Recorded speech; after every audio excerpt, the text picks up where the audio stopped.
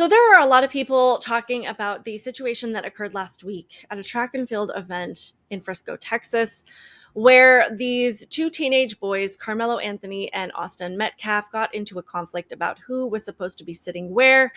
And it ended with Austin Metcalf losing his life. I'm sure most of you are aware of the details of that situation so far. I will briefly recap that, but what I wanted to touch on today was a particular take by somebody that I tend to agree with on a lot of issues, but his take on this particular situation actually has me quite infuriated. It kind of made my hair burst into flames. So we are going to react to a couple of clips, and that would be from center to right media influencer Tim Pool. I'm sure a lot of you have heard of him. You know who he is. He does have a very large platform. And as I said, I agree with him on a lot of things, but I think he is completely wrong on this issue. But before I get into that and reacting to those clips, please hit the thumbs up button. Please subscribe to my channel, and yet let YouTube know that you do like conservative content, because they are heavily shadow banning my channel. And they seem to think that we only want to hear from people who align with the left side of the political aisle. So send a message to them and let them know that you appreciate perspectives from varying different opinions and views, and subscribe to my channel. So let's get into this. So as we know, as I'm sure most of you have heard by now, Karmelo Anthony went to this track meet. I don't know if he was actually competing in it or if he was just showing up there. I have no idea. I think that it doesn't really matter. He went under a tent of a school that he was not a student at. And in my opinion, in doing so, you are looking for conflict, because you know that if you go under a tent, if you are in an area that you are not supposed to be in, you know that somebody is going to approach you and tell you to leave. So you have made a choice, intentionally putting yourself into a situation where conflict has a very high likelihood of happening. So the person that ended up approaching him and telling him to leave was Austin Metcalf. He, per witness accounts, per the police reports that have come out so far, Austin Metcalf approached him and said, "You're in the wrong area. You need to leave." Karmelo Anthony then reached into his bag and said, "Touch me and see what happens." And people have said that at that point, Austin either touched him or pushed him, grabbed him, shoved him. Something happened. There was physical contact made in some way, at which point Karmelo Anthony stabbed him in the chest and ran away.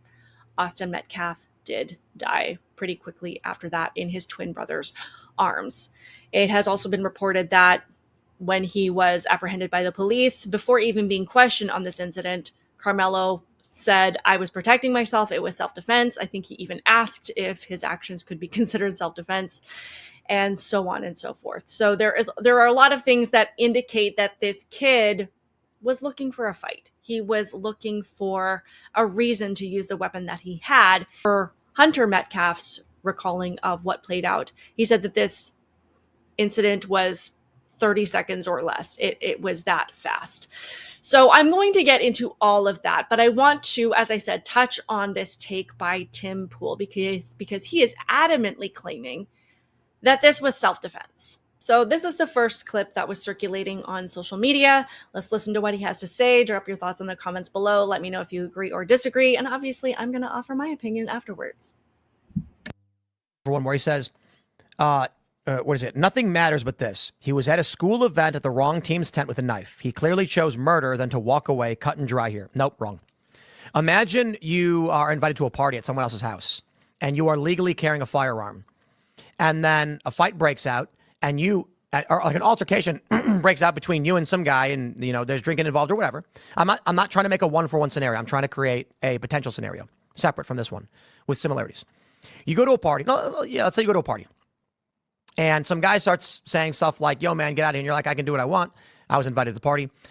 Verbal altercation escalates. And then the dude, you're standing there and you pull your sweater back and you've got a gun. You put your hand up and say, don't come close to me, bro. I'm warning you right now. Do not come close. Do not take another step." Then the guy grabs your arm and makes a move. So you draw your weapon and you use it. Okay, make the argument you have no right to defend yourself when you're being attacked by a guy. Make the argument. By all means, go ahead and do so. Okay, so obviously, I appreciate that he is admitting he's not trying to make a one-to-one equivalence here to these situations, but I think these are completely different scenarios. First of all, if you are an adult going to a house party and you are carrying a weapon, you should hopefully have a permit to be carrying that weapon.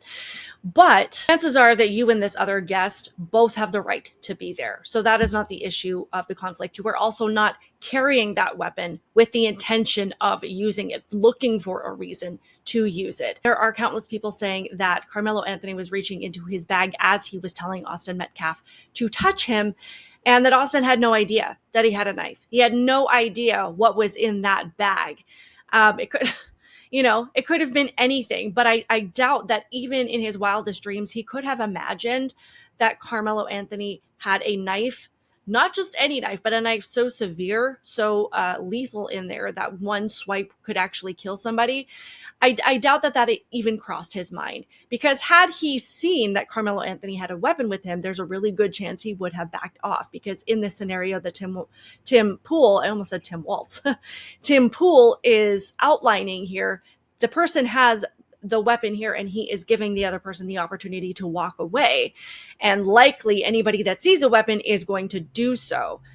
Austin did not have that opportunity. He had no idea what he was getting himself into. There's a really good chance, because this is where most normal people's brains go, especially for high school boys.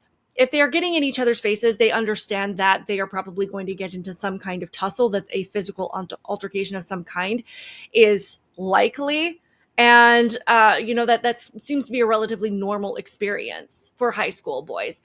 I don't think any of them really think about the opponent, the person that they're standing against, having the wherewithal or having the mentality where they could actually strike somebody in a lethal way. There's no way that you can say that Karmelo Anthony felt that his life was in danger, that he felt that the only way to handle that situation was to strike somebody in the chest with this knife. He had every opportunity to walk away. He had every opportunity to leave the situation. They were in a tent at a track and field meet. He could have walked in any direction and exited the area. So the fact that he went from this to this so quickly indicates to me that he was looking for a reason to use it. Whereas in the scenario that Tim Pool is outlining here, somebody carrying a weapon is not walking around looking for an excuse to use it, and they are giving somebody the opportunity to walk away before they have to, which did not happen in this situation. It was another clip that I wanted to touch on. There was an argument between Karmelo Anthony, who was from a rival school, who was there, and there were a bunch of kids from this town or whatever, and they got into an altercation. They told him he wasn't supposed to be there. Apparently they had words. Karmelo Anthony pulled a knife out from his bag and said, "Touch me and see what happens." Witnesses said either he was touched or grabbed. They were different ones accounts, but that Austin Metcalf did put hands on Karmelo, who then stabbed him once in the chest before running away. According to police, Karmelo Anthony, when he got apprehended or turned himself in, however the story goes, I mean, different accounts, he asked if Austin was going to be okay and said it was self-defense. He said he grabbed me and I said self-defense. The family is arguing it was self-defense. It's strange to me that with this story, the right is adamant that this kid just killed another kid and he should go to prison forever. And I'm like, we don't even know what happened. Like, you've got witness testimony that sounds like a fight happened at a school. Then I've heard the argument, yeah, well, he shouldn't have had a knife. He brought a knife to a school, and it's like, okay, what kind of knife was it? Was it a utility knife? Was it a switchblade? Was it a machete? Like, did he have a steak knife? Was he coming back from culinary class where he had fine Japanese blades for cutting cucumbers? I have no idea. You're allowed to carry knives I'm pretty sure in Texas, especially if it's like a utility blade. However, in a general self-defense context, this is why I'm saying the story I find so confusing. We have always maintained, when it comes to self-defense, it is not the responsibility of the victim of an attack to determine the extent of that lethal force. Yeah. If they are being attacked, their perception of how far that force goes is it. Okay, so a couple of points I wanted to touch on here. First, when Tim is saying, well, we don't know if he was supposed to have that knife. We don't know what the laws are in Texas. There are different laws about what weapons you can carry in Texas, but when it comes to school events, you are not allowed to have weapons on school property at school events. Like, that is pretty widespread. So I have a problem with this because we are consistently, as a society, trying to apply the same rules to adult scenarios as we do to kids, and that has caused a lot of problems. There was absolutely no reason for this kid to have a knife. knife. And based on how he behaved, as I said before, it looks like he was looking for a reason to use it. And I don't care what kind of a knife it was, whether it was a pocket knife, whether it was a switchblade, whether it was a machete. Clearly, I'm really glad it was not a machete, but I don't care. You're not supposed to have a weapon on you at a school event. He did bring with him was lethal enough where all it took was one swipe, one swing to take somebody's life. Also, when he's saying that we don't know what happened at this event, we have a lot of witness testimony that is laying out exactly how this played out. And for what we know, as I said, Austin didn't know that Karmelo had a knife. But I think what Tim Pool is saying here is that we don't know the level of threat that Karmelo Anthony felt that he was under. He didn't know how far Austin Metcalf was going to take this fight, which is something that we talk about in a lot of self-defense cases, because people sometimes will respond with a higher level of violence or a higher level of retaliation, because the idea of defending yourself is to stop the person from attacking you if you feel like they are going to just continue to the point where you might lose your life if you don't end it first, which I totally understand. But at the same time, you're going to have to explain to me how somebody would walk up to somebody and invite them to hit them, to touch them, to engage with them physically in some way if they are truly afraid of them, if they are truly worried that this person is going to present some kind of life-threatening situation to them, because that's not generally how it works. When it comes to carrying a weapon for the purpose of self-defense, whether you are a woman that carries, a pistol, whether you are somebody that carries a taser, whatever it is, something that you carry for the purpose of self-defense, you don't typically walk around looking for people to use it on, and you don't engage with people and invite them to harm you simply because you have something in your possession that could take them out if they engage with you. You carry it around as a last resort, as something that says that if I need to end this, I will. If I feel like there is a great enough threat where my only option is to incapacitate this person in some way, that I do have that option. But there is nobody that can argue self-defense where they walk around inviting people to harm them and then can legitimately make the argument that they were the one that was in fear. And there are a lot of people, rightfully so, calling him out for this completely ridiculous take. This person says, Tim Pool is leading people to believe the situation has a reasonable claim to self-defense, but this won't hold up in court. Self-defense occurs when a real or perceived threat or belief that your life is in imminent danger, and this is the only reasonable alternative you have in that moment.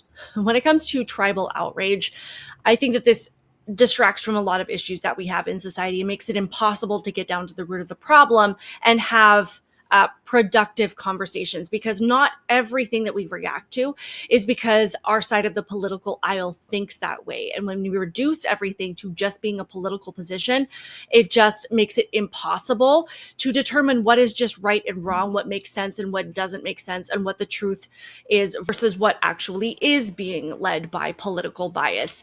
I don't think that this is tribal outrage. I think people are looking at the situation and saying, regardless of who this kid is, regardless of what political belief is, that there was no reason for him to react in this way, that he completely escalated beyond what was reasonable, and that there was no way that he actually felt threatened in this situation.